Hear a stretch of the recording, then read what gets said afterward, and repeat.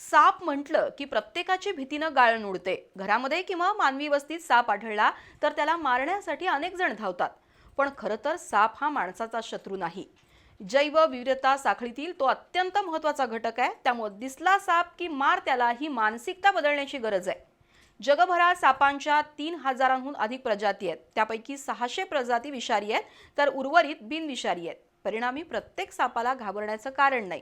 पण आपल्याकडे अजूनही सापांच्या बाबतीत अनेक अंधश्रद्धा आणि गैरसमज आहेत.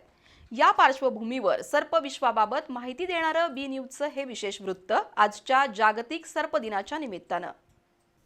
दरवर्षी 16 जुलै रोजी जागतिक सर्प दिन साजरा केला जातो.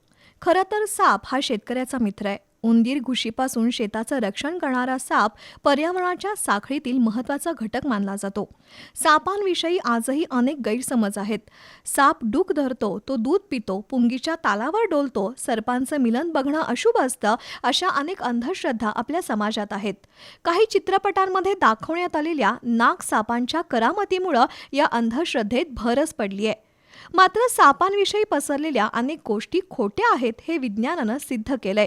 सापाच्या अस्तित्वाला धोका निर्माण झाल्याशिवाय तो कधीच चावा घेत नाही. तसंच सापाच्या शरीरात दूध गेल्यावर त्याचा मृत्यू ओढवतो. त्यामुळे सापांच्या बाबतीत पूर्ण माहिती असणं गरजेचं आहे. जगभरात सापांच्या 3,000हून अधिक प्रजाती आढळतात. त्यापैकी 600 प्रजाती विषारी मानल्या जातात तर 200 पेक्षा अधिक प्रजाती वैद्यकीयदृष्ट्या महत्त्वाच्या आहेत. दरवर्षी जगातील सुमारे 54 लाख लोकांना सर्पदंश होतो.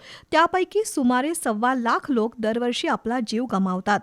सापांच्या काही जाती अत्यंत विषारी असून त्यांचा दंश झाल्यानंतर काही मिनिटातच जीव जातो. अशा अत्यंत विषारी जातींपैकी एक म्हणजे किंग कोब्रा.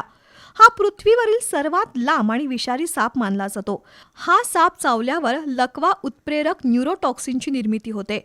त्याचप्रमाणे वायपर सापाच्या विभिन्न प्रजातीमध्ये विषाचं प्रमाण मोठं असतं. सॉ-स्केल्ड वायपर साप म्हणजेच फुरसे हा सुद्धा सर्वात विषारी आणि धोकादायक साप मानला जातो. हे साप भारत, चीन आणि दक्षिण पूर्व आशियामध्ये आढळतात. लांबीनं लहान असले तरी हे साप आक्रमक प्रवृत्तीचे असतात. त्यानंतर घोणस हा अत्यंत विषारी साप आहे.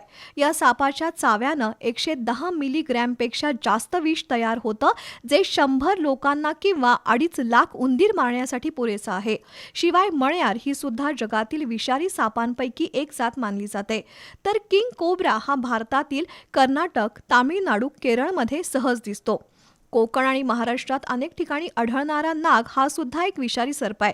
पावसाळ्यामध्ये सापांच्या बिळात पाणी शिरल्यामुळं ते बाहेर पडतात. त्यामुळं पावसाळ्यात सर्पदंशाच्या अनेक घटना घडतात.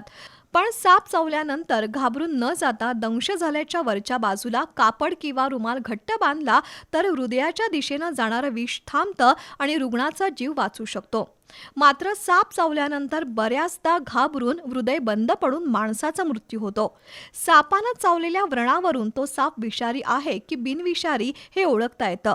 त्यामुळं सरसकट प्रत्येक सर्पाला न मारता त्यांच्याविषयी माहिती घेऊन त्यांचं अस्तित्व अबाधित ठेवणं गरजेचं आहे. कारण सर्प आहेत म्हणून पिकांची नासाडी करणाऱ्या उंदरांची संख्या नियंत्रणात आहे. पण त्यासाठी सापांबद्दल पूर्ण माहिती घेणं आणि विषारी किंवा बिनविषारी सापांमधील फरक समजून घेणं तितकंच महत्त्वाचं आहे.